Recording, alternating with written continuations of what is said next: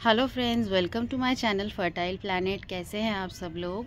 आज हम लोग अपने एक फेवरेट प्लांट के बारे में बात करेंगे जिसका नाम है एग्लोनिमा, और इसकी विंटर केयर कैसे करनी है इसके बारे में आज का मेरा वीडियो है।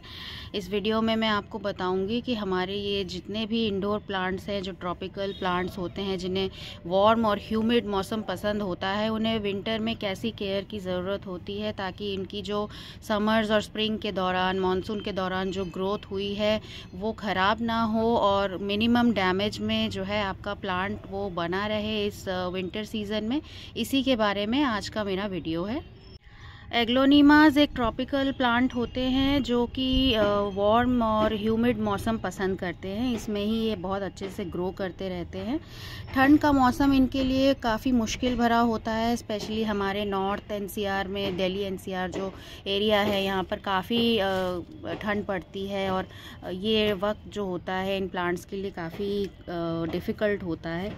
और इसी में हम लोग कैसे एग्लोनिमा की केयर कर सकते हैं ताकि इसमें जो ये लीव्स की विल्टिंग होती है विंटर्स में, ये कम से कम हो और आपका प्लांट जो है फिर से शुरुआत ना करे ग्रो करने की स्प्रिंग से। क्योंकि जनरली जब हम लोग इन प्लांट्स को ठीक से केयर नहीं करते हैं विंटर्स में, तो इसके जो लीव्स होते हैं ये सारे डाई बैक कर जाते हैं, जिससे कि अगले सीज़न में अगर प्लांट बचा हुआ है तो उसे फिर से फर्स्ट पत्ते से शुरू करना होता है अपना ग्रोथ। तो इस तरह से जो होता है कि इस प्लांट की जो मैच्योरिटी है, यानी कि अगर मान लीजिए आपके पास 2-3 साल पुराना प्लांट है लेकिन वो हर विंटर्स में जो है सारे पत्ते झाड़ देता है, तो अगले स्प्रिंग में फिर उसे फर्स्ट शुरू करना पड़ता है एक पत्ते से, उसके बाद जाके फिर उसकी ग्रोथ होती है। और इससे जो है प्लांट की एज जो है वो तो बढ़ती है, लेकिन उसका जो घनापन है, जो बुशी लुक हम लोग देखना चाहते हैं, वो नहीं दिखता है। तो इसी को कैसे हम अवॉइड करें ताकि हमारा प्लांट जो है वो बुशी बनता चला जाए और कम से कम पत्ते ख़राब हों, इसी की केयर आज जानेंगे कि कैसे करनी है। और ये विंटर्स का जो सीज़न होता है इसमें थोड़ा बहुत प्लांट्स में विल्टिंग होना बिल्कुल नॉर्मल है, इसमें कोई प्रॉब्लम नहीं है और इसमें आपको कोई टेंशन भी नहीं लेनी चाहिए। लेकिन अगर सारे लीव्स ख़त्म होने लगे तो ये एक प्रॉब्लम वाली बात होती है। सारे साल जो हम लोग मेहनत करते हैं इन प्लांट्स के पीछे ताकि इनकी फॉइलेज को, इनकी पत्तियों की जो सुंदरता है उसको एंजॉय कर सके, वो सारा विंटर्स में जो है ख़त्म होने लगता है। तो इसे हम कैसे अवॉइड करेंगे, इसके लिए कुछ टिप्स हैं जो हम विंटर्स में फॉलो करेंगे, जिससे कि ये प्लांट जो है पूरी तरह से ना विल्ट करेगा, ना ही ये डाई बैक करेगा। सबसे पहले तो मैं आप लोगों को एक बात ये कहना चाहूँगी कि ये जो एग्लोनिमा के पौधे होते हैं और जितने भी ट्रॉपिकल प्लांट्स, इंडोर प्लांट्स के हिसाब से हमारे यहाँ पर बिकते हैं, उन्हें आप अक्टूबर के बाद बिल्कुल भी मत खरीदिएगा, चाहे कितना भी हैवी डिस्काउंट नर्सरी से मिलता हो या आप ऑनलाइन मंगवाते हो। क्योंकि अक्टूबर के बाद एक ऐसा टाइम आ जाता है जब कि ये स्प्रिंग सीज़न तक बिल्कुल डॉर्मेंट हो जाते हैं। तो इसीलिए ये जो टाइम होता है इसमें काफ़ी सारे सेलर्स मैंने देखा है कि बहुत हैवी डिस्काउंट में एग्लोनिमा, कैलिथिया, ये सब कुछ स्टॉक से निकाल देते हैं।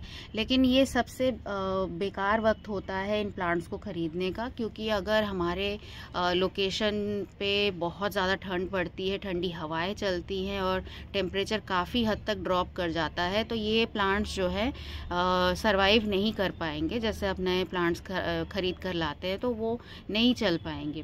इसीलिए एग्लोनिमास को कभी भी आप जो है अक्टूबर के बाद मत खरीदिएगा। और अक्टूबर के बाद जो है इसका डोरमेंसी का टाइम होता है, इसीलिए उस वक्त अगर आप किसी प्लांट को रिपॉट करेंगे या फिर उसे कोई नया प्लांट खरीद कर अगर आप रखेंगे तो उसमें वो एस्टैब्लिशमेंट नहीं हो पाती है, कि वो पुराना हमारे पास नहीं बन पाता है प्लांट, और नया नया ऐसे मौसम में जहाँ पर कि मौसम चेंज हो रहा है उसमें वो सरवाइव नहीं कर पाता है। बहुत चांसेस होते हैं कि वो पूरी तरह से डाई बैक कर जाए। इसीलिए जितने भी एग्लोनिमा के प्लांट आपको ख़रीदने हैं, आप स्प्रिंग में, समर में, मॉनसून्स में ख़रीद सकते हैं। अक्टूबर के बाद कभी भी इस तरीके के प्लांट्स को नहीं ख़रीदना चाहिए। फिर इसके बाद हम लोग बात करते हैं कि वाटरिंग इसकी कैसे करनी होती है। जब विंटर्स का टाइम आ जाता है तब इन प्लांट्स में जो है हमें वाटरिंग काफ़ी डिले करके करनी चाहिए, लेकिन करनी चाहिए। ऐसा नहीं करना है कि हमें सॉइल को एकदम सूखा छोड़ देना है, लंबे वक्त के लिए हम लोग सूखा ही छोड़ दें, और या तो फिर बहुत ज़्यादा पानी दे रहे हैं। दोनों में से कुछ भी नहीं करना है। हाँ, वाटरिंग शेड्यूल आपको जो है डिले करना होता है। जैसे कि अगर आप अभी तक 1 हफ्ते में या 5 दिन में वाटरिंग कर रहे थे, तो अब आपको जो है इसमें 15 दिन 20 दिन, डिपेंड करता है कि आपके यहाँ का टेम्परेचर क्या है, क्या मौसम चल रहा है, उस हिसाब से आपको इसमें वाटरिंग करनी चाहिए। और वाटरिंग में बस आपको ये ध्यान रखना है कि इसकी सॉइल का जो मॉइस्चर है वो बना रहे। बहुत ज़्यादा गीला गीला हमें इसको नहीं रखना है, बहुत ज़्यादा सूखा भी नहीं रखना है, बस इसका जो मॉइस्चर है वो बना रहे। इस बात का आपको ध्यान रखना चाहिए वाटरिंग के लिए।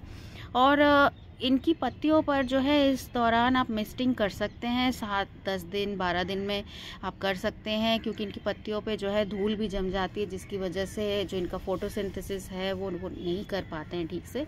तो अच्छे से आप इसको दिन के वक्त जब धूप खिली हो उस वक्त आप इसे अच्छे से मिस्टिंग कर सकते हैं इनकी पत्तियों पर।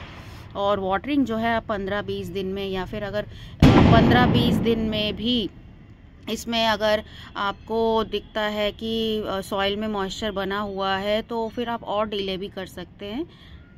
एग्लोनिमास ह्यूमिडिटी लाइक करते हैं। विंटर्स में काफ़ी ड्राई हो जाता है मौसम, तो इसके लिए आप जैसे कि मैंने आपको बताया कि आप इस पे मिस्टिंग तो करेंगे ही, लेकिन अगर आपके पास ज़्यादा प्लांट्स नहीं हैं और थोड़े प्लांट्स हैं, तो उनको आप ये कर सकते हैं कि आप उसे एक ग्रुप बनाकर इनको रख सकते हैं, और उसके बाद आप उसके पास कोई भी बर्तन में पानी रख सकते हैं, जिसकी वजह से इवेपोरेशन हो और आसपास थोड़ी सी नमी बनी रहे। ये आप कर सकते हैं। और एग्लोनिमास को जो है बहुत अच्छी तरीके से जो है आप सेव कर सकते हैं। अगर आपके पास बड़े प्लांट्स हैं तो आप उनके नीचे नीचे करके इसको जो है रख सकते हैं, जहाँ पर कि इनको अच्छी सनलाइट मिलती रहे, क्योंकि विंटर्स में जो सनलाइट होती है वो काफ़ी लो होती है, इतनी तेज़ नहीं होती जितनी गर्मियों में होती है, क्योंकि गर्मियों में हम इन्हें इनडायरेक्ट ब्राइट लाइट देते हैं, लेकिन विंटर्स में जो है इन्हें फुल सनलाइट वाली लोकेशन पर रखना बहुत ज़रूरी होता है। इससे आप देखेंगे कि जो विल्टिंग होती है लीव्स की, ये जो पत्ते ख़राब होते हैं, ये नहीं होते हैं, क्योंकि अच्छी अमाउंट की रोशनी इनको मिलती रहती है। तो इसीलिए अगर आप चाहें तो इनको आप पेड़ पौधों के साथ साथ भी रख सकते हैं और अच्छी सनलाइट मिलती रहे, इसका भी आपको ध्यान रखना है। सनलाइट बहुत इम्पॉर्टेंट होता है इस वक्त। और एग्लोनिमास को जो है अब आपको हर प्लांट को, जहाँ पर भी आपने इसको ब्राइट लाइट वाली लोकेशन पर रखा हुआ था, अब सबको जो है फुल सनलाइट वाली लोकेशन पर आपको चेंज करना पड़ेगा। जहाँ पर अच्छी सनलाइट आती है वहाँ पर इसको रखना है, क्योंकि विंटर्स की जो सनलाइट होती है वो ब्राइट लाइट के इक्वल होती है एग्लोनिमास के लिए। इसीलिए अब इसको आपको सनलाइट फुल जहाँ मिलती है, आपके जहाँ पे भी गार्डन में जो भी स्पेस है या टेरेस पे है, आपको इसे वहाँ रखना चाहिए। और प्लांट्स को जो है साथ साथ क्लोज रखें, ताकि जो हवा है वो बहुत ठंडी हवाएं जो हैं उसको बहुत ज़्यादा अफेक्ट ना करें, और प्लांट भी एक दूसरे से ह्यूमिडिटी लेता रहे। सनलाइट का जो सबसे ज़्यादा नीड होता है वो होता है वेरीगेटेड प्लांट्स के लिए, यानी कि जिस तरह से देख सकते हैं आप, ये इसमें रेड कलर है, इसमें भी आप देख सकते हैं कि रेड कलर है, इसमें भी आप वाइट वेरीगेशन देख सकते हैं, ये देख सकते हैं आप, बहुत सारी वेरीगेशन है। एक प्लांट और भी दिखाती हूँ मैं आपको, ये देखिए, ये प्लांट है, इनमें बहुत सारा वेरीगेशन है। तो इनके लिए तो सनलाइट बहुत ज़रूरी है विंटर्स में, तो फुल सनलाइट इसीलिए बहुत ज़रूरी है। एग्लोनिमा आपके पास अगर ग्रीन कलर के पत्ते हैं उसके ज़्यादा, तो वो फिर भी थोड़ा बहुत मैनेज कर लेता है अगर कम सनलाइट आती है, लेकिन वेरीगेटेड अगर वैरायटीज़ हैं तो उसे आपको फुल सनलाइट देना है। अच्छी अमाउंट का सनलाइट पहुंचना बहुत ज़रूरी है। अगर आपके घर में जो ये प्लांट्स हैं इनको रखने के लिए ऐसी कोई जगह नहीं है जहाँ पर फुल सनलाइट आती हो, तो आप इसे जो है एलईडी लाइट्स, जो ब्राइट एलईडी लाइट्स होती हैं, उसके नीचे भी इनको रख सकते हैं। ग्रो लाइट्स भी मिलते हैं अब तो मार्केट में, आप उनको जो है यूज़ कर सकते हैं इनको सपोर्ट देने के लिए। क्योंकि कई बार हम लोग देखते हैं कि सबके पास बड़े बड़े गार्डन या बहुत बड़ी छत या बहुत बड़ा स्पेस नहीं होता है। छोटे फ्लैट्स में रहते हैं जहाँ पर एक ही बालकनी है, शायद उसमें सनलाइट आती है नहीं आती है। तो ऐसे में आप इन्हें ब्राइट लाइट प्रोवाइड करने के लिए अच्छी एलईडी लाइट का सपोर्ट दे सकते हैं। और ग्रो लाइट्स जो होते हैं वो प्लांट्स के लिए ही आते हैं, तो वो भी इनके लिए सही रहते हैं। इसलिए अगर आपके पास ऐसा कोई पर्सनल ऐसा कोई स्पेस आप नहीं दे सकते इन प्लांट्स को, तो आप अच्छी ब्राइट एलईडी लाइट का यूज़ कर सकते हैं, या अच्छी कोई भी लाइट हो, बल्ब हो, जहाँ पर अच्छी रोशनी इन सब पे पड़ सके, ऐसी आप अगर कोई अरेंजमेंट कर सके तो भी इनको काफ़ी सपोर्ट मिल जाता है विंटर्स में। इन प्लांट्स को आप जब भी रखें, जैसे कि मैंने आपको बताया, एकदम खुली जगह पर ना रखें जहाँ पर ठंडी हवाएं इन पे जो है बहुत क्लियरली पास कर सके। पॉसिबल है तो आप इन्हें दीवारों के साथ रख सकते हैं, और बहुत सारे प्लांट्स जो हैं उनको एक साथ क्लब करके रख सकते हैं। क्योंकि जो ठंडी हवाएं होती हैं वो जितना ज़्यादा आपके प्लांट्स को इस वक्त जो है टच करती रहेंगी, जितना ज़्यादा पास होती रहेंगी, उससे जो है इनकी लीव्स सबसे ज़्यादा विल्ट करती हैं। तो इनकी पत्तियों को अगर हमें ख़राब होने से बचाना है तो हमें इन्हें जो है साथ साथ रखना पड़ेगा। और एकदम ठंडी ठंडी जो जगह है वहाँ पर अगर आप इनको रख रहे हैं, कि आपके जैसे हाई राइज बिल्डिंग्स होती हैं वहाँ पर ऊपर के फ्लोर्स में काफ़ी अच्छी जो है हवा फील होती है। तो अगर इस तरीके की आपके पास अरेंजमेंट है तो आप कोशिश करें कि इन पे जो है आप पौधों को एक साथ रखें। अगर बड़े पौधे हैं उनको भी एक साथ आप क्लब करके रखें, और ठंडी हवाओं से जो है इसे थोड़ा बचाना आपको पड़ेगा। इस वक्त आपको एक बात और भी ध्यान रखनी है कि जो एग्लोनिमास होते हैं, इनके जो सॉइल है इसमें आपको इस वक्त किसी भी तरह की कोई गुड़ाई नहीं करनी है। जो टिलिंग हम लोग करते हैं, किसी भी तरह की कोई गुड़ाई ना करें इस वक्त ठंड के मौसम में। और इस वक्त आपको जो है अगर पॉसिबल है तो आप पत्तियों से जो है इसे ढक सकते हैं, और इसकी सॉइल की टॉप लेयर को पत्तियों का जो सूखी जो पत्तियां होती हैं उनसे आप इसे कवर कर सकते हैं। अगर सूखी पत्तियां आपके पास नहीं हैं तो आप राइस हस्क यानी कि चावल के जो छिलके होते हैं, ये मैं आपको दिखा रही हूँ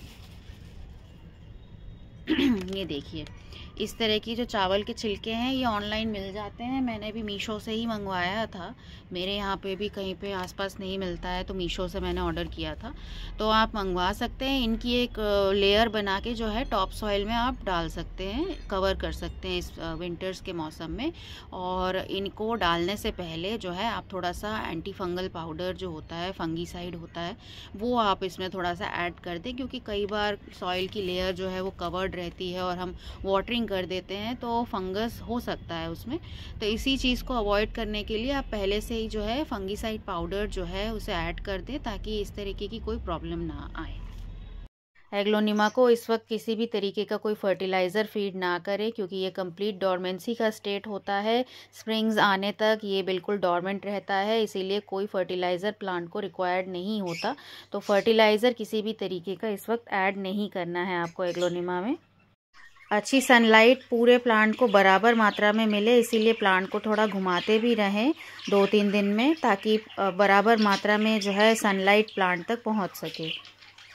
शुरुआत में मैंने भी ये प्रॉब्लम एग्लोनिमा के प्लांट्स में फ़ेस करी थी कि इतने कॉस्टली प्लांट्स एक तो ये मिलते हैं, और ऊपर से सारे साल ग्रोथ इसकी इतनी मेहनत से हम लोग इसको ग्रो करते हैं, और उसके बाद विंटर्स में जो है पूरा जो प्लांट है वो सारे पत्ते झाड़ देता है, कोई कोई डाई बैक भी कर जाता है। तो इसीलिए बार बार इन प्लांट्स को ख़रीदना पॉसिबल नहीं होता। और इसी का जो मैंने समझा अपने एक्सपीरियंस से वो ये है कि जब विंटर्स का टाइम होता है तो थोड़ी सी इनको केयर चाहिए, अच्छी सनलाइट इनको चाहिए, और अगर पानी हम संभल कर इनमें दें तो ये प्लांट्स जो हैं अच्छे से ये विंटर का सीज़न जो है निकाल लेंगे, और ज़्यादा कोई समस्या भी नहीं आएगी। हमारा जो प्लांट है वो जो घनापन है उसका देखना चाहते हैं कि जैसे जैसे प्लांट की उम्र बढ़ रही है और वो घना होना चाहिए, सुंदर होना चाहिए, वो चीज़ हम देख पाएंगे। और अगले जैसे ही मौसम आएगा तो प्लांट को दोबारा ग्रो करने में ज़्यादा वक्त नहीं लगेगा, और नए शूट्स जो है वो जल्दी से इसमें ग्रो वीडियो अच्छी लगी हो तो एक लाइक करिएगा, मेरे चैनल को सब्सक्राइब करना ना भूलें। कोई सवाल हो तो आप कमेंट्स में पूछ सकते हैं। अपने फ्रेंड्स और फैमिली के साथ इस वीडियो को शेयर भी करें। मिलते हैं अगले वीडियो में किसी और प्लांट की केयर के साथ। तब तक के लिए हैप्पी गार्डनिंग।